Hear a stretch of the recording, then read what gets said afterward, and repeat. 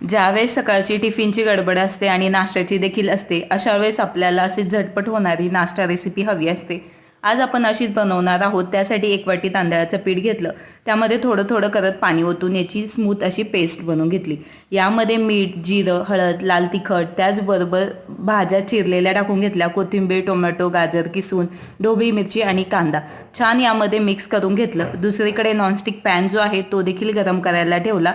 आता आज आपण याचा चिला बनवणार आहोत. जर तुम्हाला डोसा बनवायचा असेल तर बॅटरची जी कन्सिस्टन्सी आहे ना ती थोडीशी पातळ ठेवायची, जेणेकरून छान खरपूस असा जाळीदार डोसा बनून तयार होईल. याची सुद्धा जाळी पडते चिल्याची. आज आपण अशाच एक चिला बनवून घेणार आहोत. तूप लावून घेतले, झाकण ठेवलं, एक साईड भाजून घेतली आणि पुन्हा पलटी करून दुसरी साईड देखील छान खरपूस भाजून घ्यायची. आणि तुम्ही पाहू शकता मस्त अशी खरपूस भाजलाय आणि जाळी देखील सुंदर पडलेली आहे. नक्की ट्राय करा. आवडल्यास लाईक करा.